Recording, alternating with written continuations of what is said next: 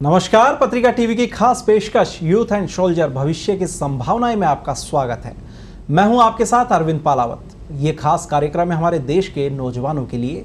वे नौजवान जो Indian arm forces यानी भारतीय शस्त्र सेना में जाकर अपना करियर बनाना चाहते हैं।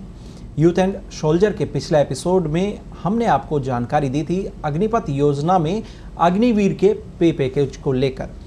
आज 8वें एपिसोड में हम आपको रूबरू करवाएंगे हमारे खास मेहमान से, जो आपको बताएंगे कि आखिर अग्निपथ योजना में अग्निवीर की सेवा की क्या क्या शर्तें होती है। साथ ही हमारे इस खास पेशकश में हम आपको बताएंगे कि लेटेस्ट भर्तियां कौन सी चल रही हैं। तो चलिए शुरुआत करते हैं हमारे इस खास कार्यक्रम की और सबसे पहले आपको बताते हैं सेना के साथ ही अन्य भर्तियों के बारे में। यदि भर्तियों की हम बात करें तो आपको बता दें कि कई जो भर्तियां हैं वो इस वक्त यहाँ पर देश प्रदेश में यहाँ पर चल रही हैं। आपको बता दें Indian army NCC special entry recruitment के लिए आवेदन है वो यहाँ पर जारी है। एनसीसी की जो स्पेशल रिक्रूटमेंट है उसके लिए यहाँ पर आवेदन जारी हैं और कुल 55 पदों पर ये भर्ती होगी। और इस भर्ती में यदि आप आवेदन करना चाहते हैं तो इसकी अंतिम तिथि है 15 फरवरी, यानी 15 फरवरी तक आप ऑनलाइन आवेदन कर सकते हैं। आपको बता दें कि असम राइफल्स में जीडी हवलदार और क्लर्क की भी भर्ती है वो यहाँ पर चल रही है और यहाँ पर भर्ती की आखिरी तारीख है 22 जनवरी, यानी 22 जनवरी तक आप आवेदन कर सकते हैं। ये ऑनलाइन आवेदन यहाँ पर होगा और कुल 95 पदों के लिए आवेदन मांगे गए हैं। इस भर्ती में 95 पदों को भरा जाएगा। वहीं यूपीएससी एनडीए प्रथम का नोटिफिकेशन है वो जारी हो चुका है और इसके तहत 395 पदों के लिए आवेदन आमंत्रित किए गए हैं। आपको बता दें कि यूपीएससी की ओर से नोटिफिकेशन जारी किया गया है और आवेदन की अंतिम तिथि है 24 जनवरी, यानी आप आवेदन करना चाहते हैं तो यूपीएससी की वेबसाइट पर जाकर 24 जनवरी तक आवेदन कर सकते हैं। आपको बता दें कि कई जो भर्तियां हैं उनके लिए लगातार आवेदन है वो यहाँ पर मांगे जा रहे हैं। तो ये थी कुछ भर्तियों से जुड़ी हुई जानकारियाँ। ऐसे में यदि हमारे युवा साथियों ने अब तक अप्लाई नहीं किया है तो वे जल्द से जल्द आवेदन कर सकते हैं। तो चलिए अब हम आपको मिलवाते हैं हमारे खास मेहमान से, जो आपको बताएंगे कि किस तरह से आप आर्मी के लिए सिलेक्ट हो सकते हैं। हमारे वो स्पेशल गेस्ट है कर्नल आर.एस. भंडारी साहब। भंडारी साहब आपसे रूबरू हों उससे पहले मैं आपको बता दूं कि कर्नल भंडारी सैनिक स्कूल चित्तौड़गढ़ और राष्ट्रीय रक्षा अकादमी से हैं। 33 साल की आर्टिलरी में विशिष्ट सेवा के बाद साल 2006 में वे रिटायर हुए। इसके बाद आप 8 साल तक सेबी में founding country head protocol and security रहे। सेबी के बाद आप 2 साल मुंबई में इंडिपेंडेंट सिक्योरिटी कंसल्टेंट के साथ विजिटिंग फैकल्टी भी रहे। 6 साल पहले कर्नल भंडारी जयपुर लौटे और मार्गदर्शन एडवाइजरी एंड कंसल्टेंसी सर्विसेज की उन्होंने शुरुआत की, जो कि करियर बिल्डिंग, सिक्योरिटी और फायर सेफ्टी के क्षेत्र में कार्यरत है। कर्नल भंडारी में युवाओं को सकारात्मक दृष्टिकोण के साथ प्रेरित करने और सलाह देकर अपने लक्ष्य तक पहुंचाने का जुनून है। इसलिए अब वे पत्रिका पर आपसे जुड़कर बताएंगे कि आखिर किस तरह से आप देश सेवा कर सकते हैं और लगातार अग्निवीर की वे जानकारी भी हमें दे रहे हैं। कर्नल भंडारी साहब, पत्रिका टीवी में आपका बहुत बहुत स्वागत है। नमस्कार सर, आज हम बात कर रहे हैं अग्निवीर की सेवा शर्तों को लेकर के। अपने आप में बहुत ही महत्वपूर्ण होता है कि जिस सेवा में हम जाना चाह रहे हैं उसकी सेवा की जो टर्म्स एंड कंडीशंस हैं वो क्या कुछ रहने वाली हैं। आपसे जानना चाहेंगे अग्निवीर की सेवाएं क्या किसी अधिनियम के तहत ली जाएंगी, क्योंकि यह एक महत्वपूर्ण सेवा है। किसी विभाग के अनुबंधित कर्मचारी से कहीं अलग तरह की जो नौकरी है वो इसे माना जा सकता है। अग्निवीर की जो भर्ती है वो तीनों सर्विसेज के जो एक्ट है 1950 जी, उसके अंतर्गत की जाएगी या की जा रही हैं। इनका जो एनरोलमेंट का प्रोसेस है उसमें एक एनरोलमेंट फॉर्म होता है, उसमें सवाल जवाब के तरीके से उनसे ये शर्तें हाँ या ना में ली जाती है और अंत में उनसे उस पर सिग्नेचर कराए जाते हैं। अगर कोई अभ्यर्थी 18 साल से कम है उम्र का तो ये उसके पेरेंट्स से साइन कराए जाते हैं। सर, जिस एक्ट की हम बात कर रहे हैं कि जिसके अंदर जो अग्निवीर हैं उनकी सेवाएं ली जाएंगी, यदि हम उस एक्ट की बात करें तो उस एक्ट में क्या कुछ बड़ी जो चीज़ें हैं वो यहाँ पर लिखी हुई हैं। यदि एक्ट की शॉर्ट रूप में आपसे जानना चाहें तो उसको किस तरह से परिभाषित जो है वो यहाँ पर किया गया है। ये तीनों जो एक्ट्स हैं ये बहुत संगीन एक्ट्स हैं। पूरा जो डिसिप्लिन है आर्म फोर्सेस का, जॉब रोल्स के बारे में है, इनका कोर्ट मार्शल्स के प्रोसीजर्स के बारे में है। तो ये लीगल डॉक्यूमेंट है बेसिकली, और इनके अंतर्गत रूल्स बनाए जाते हैं। तो आर्मी रूल्स हैं, नेवी के रूल्स हैं और एयरफोर्स के रूल्स हैं। उससे पूरी सर्विस की जो तीनों सर्विसेज को जो लीगल शेप देना है या लीगल फ्रेमवर्क वो क्रिएट किया हुआ है। यानी कि जितने भी अग्निवीर होंगे वो इस एक्ट के तहत उनको काम करना होगा। ये यहाँ पर इस एक्ट का प्रावधान है, वो यहाँ पर सभी अग्निवीरों पर लागू होगा। सर, दूसरा सवाल आपसे जानना चाहेंगे कि अग्निवीर को विशिष्ट सेवा संख्या दी जाती है। यह सेवा संख्या क्या होती है और इसे कब दिया जाता है एक अग्निवीर को? देखिए, जो भी अग्निवीर या कोई सैनिक या ऑफिसर आर्म फोर्सेस में भर्ती होता है, उन सबको संख्या दी जाती है जी। अग्निवीर एक अलग कैटेगरी है ऑल टुगेदर, इसलिए इनकी संख्याएं अभी फ्रेश नंबर से शुरू होंगी। और ये जो संख्या है, ये जब अग्निवीर भर्ती होने के बाद सेंटर्स में या इंस्टीट्यूट्स में ट्रेनिंग के लिए पहुंचेगा तो रिकॉर्ड ऑफिसर्स द्वारा ये संख्या उनको इंटीमेट की जाती है। यानी ये संख्या उसी तरह से हुई जिस तरह से हमारे, चाहे किसी भी पुलिस की हम बात करें तो वहाँ पे एक जो अधिकारी है या जो हमारे जो कांस्टेबल्स है उनको एक बेल्ट नंबर इशू किया जाता है कि उसकी पहचान संख्या वो है। क्या उसी तरह का ये कोई नंबर होगा? एब्सोल्युटली, बिल्कुल सही है। उसी तरीके से ये नंबर होता है, और जैसे स्कूल या कॉलेज में रोल नंबर्स होते हैं, उसी तरह से ये नंबर है। ये आजीवन रहता है, और जीवन कि मतलब कि आप सेना में हैं उसके बाद में भी इस नंबर की महत्व है, क्योंकि आपकी आइडेंटिटी इवन रिलीज़ होने के बाद या रिटायर होने के बाद में भी उसी से आपकी आइडेंटिटी मेंटेन होती है। सर, अग्निवीर की कार्यावधि है वो 4 वर्ष की होती है, यानी 4 वर्ष के लिए अग्निवीर को अपॉइंट किया जाएगा।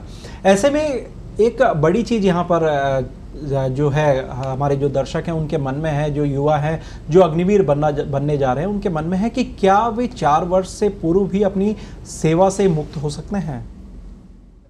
अग्निवीर को 4 साल का जो कॉन्ट्रैक्ट है वो अनिवार्य है। उनको परमिटेड नहीं होगा कि वो 4 साल से पहले अपनी सेवा से रिलीज़ मांगे या डिस्चार्ज मांगे।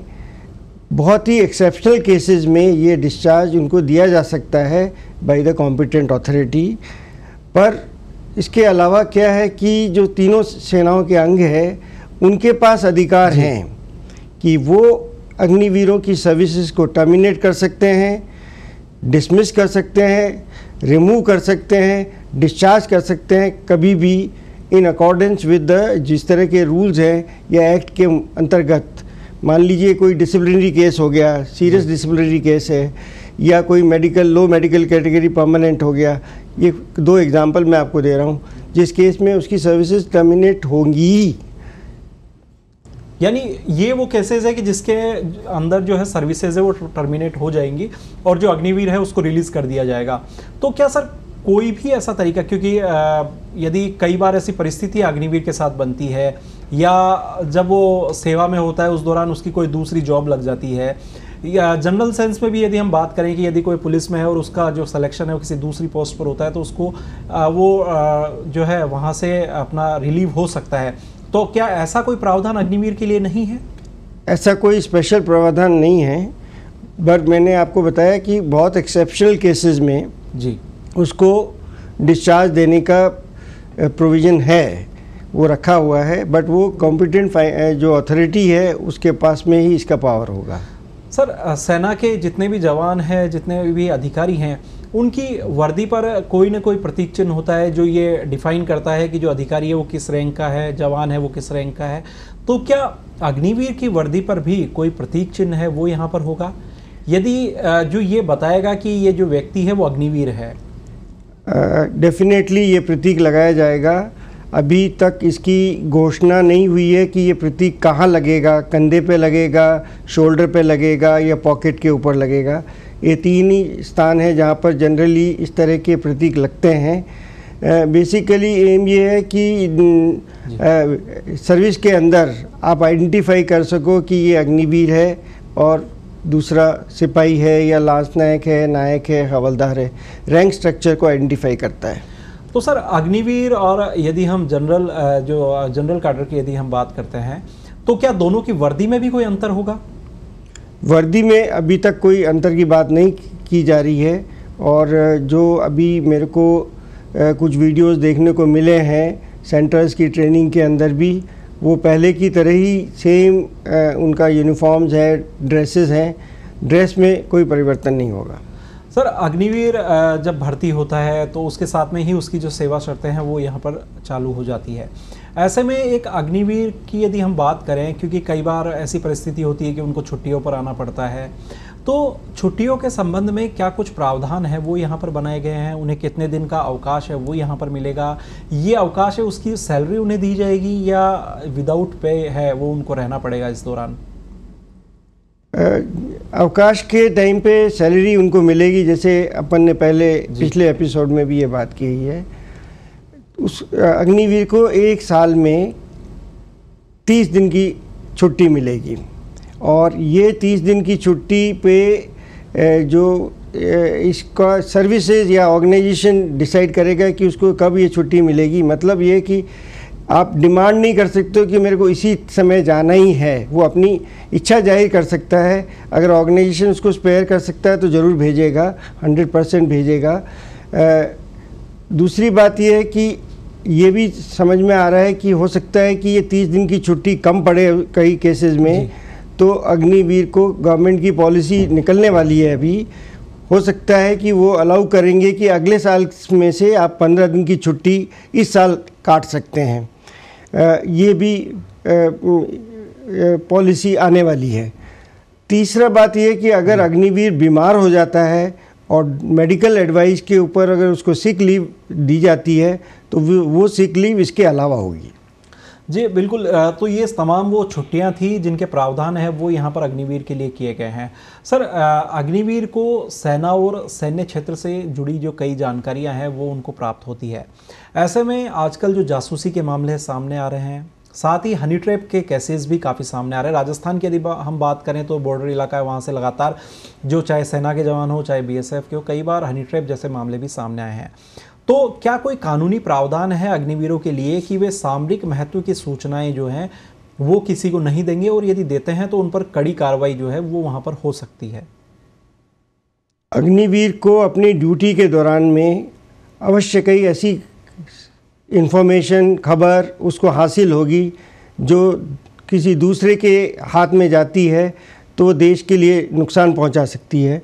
इसलिए प्रावधान ये है कि ऑफिशियल सीक्रेट एक्ट 1923 एक एक्ट है जो मैं आपकी और दर्शकों के लिए बता दूं कि ये सारे गवर्नमेंट ऑफिसेज में लागू है।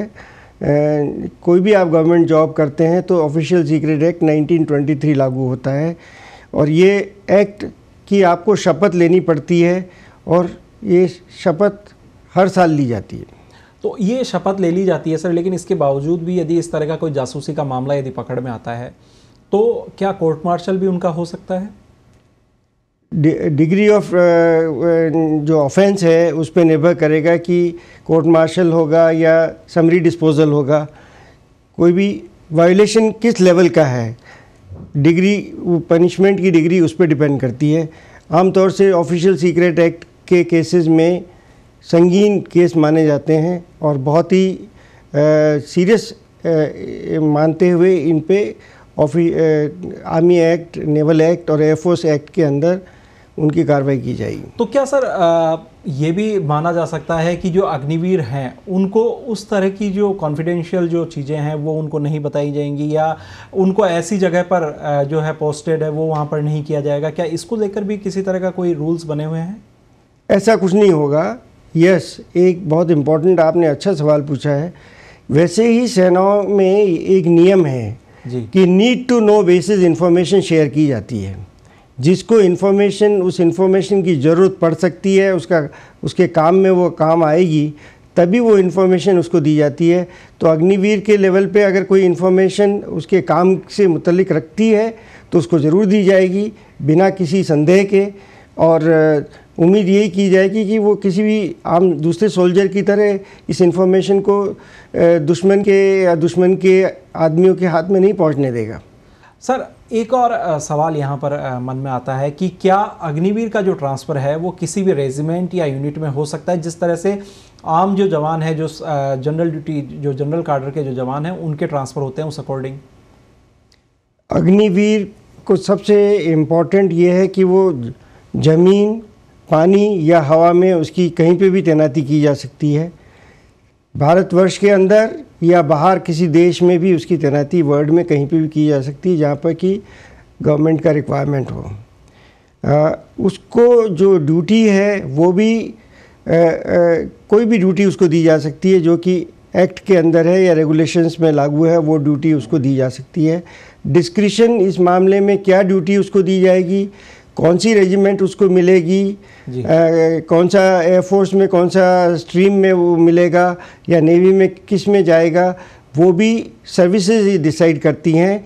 अग्निवीर को इसके बारे में कोई चॉइस देने का भी अवसर नहीं है और वो किसी भी रेजिमेंट में पोस्ट हो सकते हैं, किसी भी शिप पे पोस्ट हो सकते हैं, किसी भी एयर बेस पे पोस्ट हो सकते हैं और जॉब उनकी ट्रांसफरेबल रहेगी, कभी भी उनका ट्रांसफ़र किया जा सकता है। अगर यूनिट मूव करती है तो यूनिट के साथ मूव करेंगे, अगर उनकी इंडिविजुअल पोस्टिंग होती है तो इंडिविजुअल पोस्टिंग भी होगी। तो सर ये जो ट्रांसफ़र पोस्टिंग जो होती है इसको करने का जो अधिकार है वो किन्हें दिया जाता है, या कौन जो है वो अग्निवीर का ट्रांसफ़र पोस्टिंग है वो कर सकते हैं? ट्रांसफ़र अगर यूनिट का ट्रांसफ़र है वो आर्मी हेडक्वार्टर्स करती है जी। आर्मी या air force naval headquarters highest level पे होती है ये ट्रांसफ़र। नहीं तो कमांड हेडक्वार्टर्स को कईयों को ऑथराइज किया होता है अगर with in the command movement है तो यूनिट का। इंडिविजुअल का जो मूवमेंट है वो रिकॉर्ड ऑफिसर्स करते हैं जी।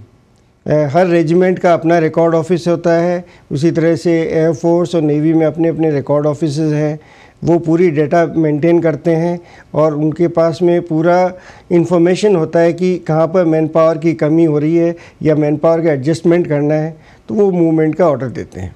सर जैसे कि राज्य सेवाएं और केंद्र सेवाओं की यदि हम बात करें तो वहाँ पर एक टाइम पीरियड होता है कि एक जो अमूमन जो एक कोई कर्मचारी है या अधिकारी है उनको एक पोस्ट पर इतने समय के लिए रखा जाएगा।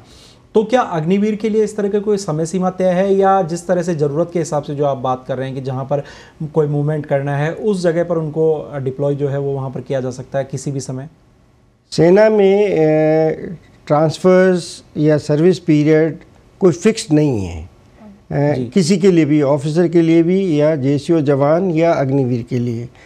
कोशिश ये की जाती है कि आप कंटिन्यूटी मेंटेन कर सके, क्योंकि उसका भी परिवार है, उसकी भी अपनी लाइफ है। उसको ध्यान में रखते हुए आम तौर से जो इंडिविजुअल पोस्टिंग्स हैं वो 2, 2.5 या 3 साल से पहले नहीं की जाती है आम तौर से। बट अगर रिक्वायरमेंट है मैन पावर को मूवमेंट करने का तो मूवमेंट किया जाता है। हो ये सकता है कि आपकी इंडिविजुअल ट्रांसफ़र भी हुआ और साथ साथ में वो यूनिट भी कहीं मूव कर गई है जिसमें आप वापस पहुँचे हैं, वो भी होता है। तो वो इस सब चीज़ों का ध्यान तो रखा जाता है, रिकॉर्ड ऑफिसेज में रखा जाता है कि आप फील्ड पोस्टिंग पहले की है तो अभी आपको पीस मिलनी चाहिए, ये सब चीज़ों का ध्यान रखा जाता है। सर जिस तरह से घर परिवार की अभी हमने बात की तो एक सवाल ज़रूर मन में आता है कि क्या अग्निवीर जहाँ पर उसकी पोस्टिंग है वहाँ पर अपनी फैमिली को रख सकता है? इसको लेकर कोई नियम बने हुए हैं? बहुत ही दिलचस्प सवाल है आपका। ऐसा है कि अग्निवीर 17.5 साल की उम्र में भर्ती हो रहा है जी। 6 महीने उसकी 6 से 7 महीने उसकी ट्रेनिंग होगी, तो वो समझ लीजिए कि 18 साल का हो जाएगा, या कोई भी अगर 21 पे भर्ती हुआ है तो वो 21.5 का हो जाएगा। तो अगर वो शादी करने की जो अपने देश का कानून है उसके मुताबिक उसको अगर कानूनन शादी कर सकता है तो उसको मैरिड अकोमोडेशन भी अगर मिलेगी सर्टेन परसेंटेज, ऐसा नहीं है कि नहीं मिलेगी, मिलेगी। और यदि वो अपने पेरेंट्स को साथ में रखना चाहें, क्योंकि कई बार ये स्थिति होती है कि जो मदर फादर है वो चाहे फिजिकली किसी तरह की कोई समस्या हो या और कोई समस्या हो, यदि वो अपने पेरेंट्स को साथ रखना चाहे तो क्या उसके लिए कोई प्रावधान? उसमें कोई रोक नहीं होगी। यानी बट ये सारी जो आपने बात की है कि अकोमोडेशन की, मैरिड आवास की, विवाहित लोगों को जो आवास मिलते हैं उसी में रख सकते हैं आप। अगर यूनिट लाइंस में बैचलर लाइफ डॉमेट्रीज़ में हैं या रूम्स में हैं, वहाँ पर आप परिवार नहीं रख सकते हैं। सर एक अग्निवीर जो भी ट्रेनिंग 4 साल में लेता है, क्या उसे कहीं पर रिकॉर्ड किया जाता है या फिर उसका कोई मूल्यांकन है वो ट्रेनिंग का होता है कि एक अग्निवीर ने किस किस तरह की ट्रेनिंग ली, उसमें उसका किस तरह का जो परफॉर्मेंस है वो ट्रेनिंग पीरियड के दौरान रहा? एक तो अग्निवीर का हर साल मेडिकल चेकअप होगा जी, हर साल उनका फिज़िकल टेस्ट होंगे और कुछ रिटन एग्जामिनेशंस भी होंगे। ये पूरी जो डेटाबेस है वो सेंट्रली रखने का प्लानिंग है, इंक्लूडिंग उसकी उन्होंने क्या क्या स्किल्स एक्वायर की हैं उसका भी रिकॉर्ड रखा जाएगा। और कॉमन ऑब्जेक्टिव ये होगा कि ये ऑब्जेक्टिव असेसमेंट हो, ये सब्जेक्टिविटी इसमें ना हो। मतलब ये कि जो उसका एक्चुअल परफॉर्मेंस रहा है भावनाओं से दूर, उसका एक्चुअल असेसमेंट का रिकॉर्ड रखा जाएगा। और फेयर होगा, इम्पार्शियल होगा, क्योंकि फ़ौजियों के लिए या फ़ौजी ऑर्गेनाइजेशन आम सेनाओं के लिए सारे अग्निवीर जो अंदर आए हैं वो एक जैसे समान हैं। जो अच्छा करेगा वो ऊपर जाएगा। तो यानी ये जो रिकॉर्ड रखा जाएगा, तो जब 4 साल हो जाएंगे उसके बाद में जो 25% जो अग्निवीर है वो वापस से सेना में आ सकते हैं, तो उसके लिए कहीं ना कहीं बड़ा मददगार साबित होगा सर ये? बिल्कुल, ये रिकॉर्ड ही एक जरिया होगा, ये रिकॉर्ड ही जरिया होगा उसको फाइनल असेस करने के लिए। यानी फाइनल जब असेसमेंट होगा तो उस दौरान इस रिकॉर्ड को देखा जाएगा और उसके बाद में 25% को सेना की जो जनरल कैडर है उसमें भर्ती किया जाएगा। मैं इसको थोड़ा सा डिफरेंटली कहना चाहूँगा। रिकॉर्ड यही यूज़ किया जाएगा उनको रिटेंशन के लिए, बट पहले उनको सबको रिलीज़ किया जाएगा, फिर वो अप्लाई करेंगे अपनी सर्विस के दौरान ही। जो अग्निवीर आगे कंटिन्यू करना चाहता है वो अप्लाई करेंगे। उनके लिए जो अप्लाई कर रहे हैं, बिकॉज हो सकता है ना कोई अप्लाई भी ना करे, बिल्कुल आवश्यक नहीं है, ये वो बाउंड नहीं है कोई बॉन्ड से कि मुझे अप्लाई करना ही है रेगुलर क्वार्टर में जाने के लिए। इसलिए जिसने अप्लाई किया है उनके केस में सेंट्रल डाटाबेस को यूज़ करके 25% निकाले जाएंगे। इसके डिटेल पॉलिसी लेटर्स अभी आने बाकी हैं और आएंगे भी, तो पब्लिक में इसमें कितना डोमेन में आएगा, बिकॉज आफ्टर ऑल ये सब जिसकी परिभाषाएं कह लो या मार्किंग पॉलिसी क्या होगी हर यूनिट से डिफ़र करेगी। कोई आर्टिलरी है, कोई इन्फेंट्री है, आर्मर्ड कोर है, कोई शिप है, एयरक्राफ्ट का, एयरफोर्स का है, तो हर एक के लिए पैरामीटर्स स्लाइटली डिफरेंट होंगे नेचुरली। इसलिए ये हो सकता है कि ये पब्लिक डोमेन में इतना ना आए, बट ये बहुत फेयर असेसमेंट होगा। सर बिल्कुल, आप कह रहे हैं कि फेयर असेसमेंट होगा। एक और चीज़ सर आपसे जानना चाहते हैं कि जिस तरह से आपने बताया कि सभी अग्निवीरों को एक बार रिलीज़ कर दिया जाएगा और उसके बाद उनसे जो है एप्लीकेशन है वो यहाँ पर ली जाएगी, तो क्या उसके बाद में भी अग्निवीर का उसी तरह से फिजिकल, मेडिकल और तमाम जो टेस्ट हैं, जिस तरह वो अग्निवीर बना वो तमाम जो टेस्ट है वो जनरल कैडर में आने के लिए उसको देने पड़ेंगे?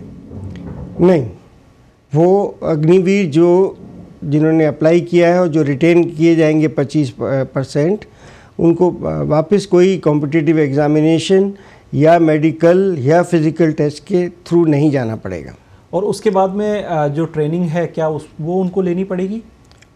ट्रेनिंग तो उनको रेगुलर कैडर के लिए जो ट्रेनिंग का सिस्टम है आर्मी के अंदर, अदरवाइज जी आर्मी के अंदर मैं आपको एक बता देता हूँ कि ट्रेनिंग कंटिन्यूस प्रोसेस है। अब चाहे आप हवलदार हो, चाहे आप एक ऑफिसर हो, चाहे आप एक लेफ्टिनेंट जनरल हो, मेजर जनरल हो, ब्रिगेडियर हो, कर्नल हो, तो ये सब लेवल पे आपकी ट्रेनिंग कोर्सेज रेगुलर चलते हैं।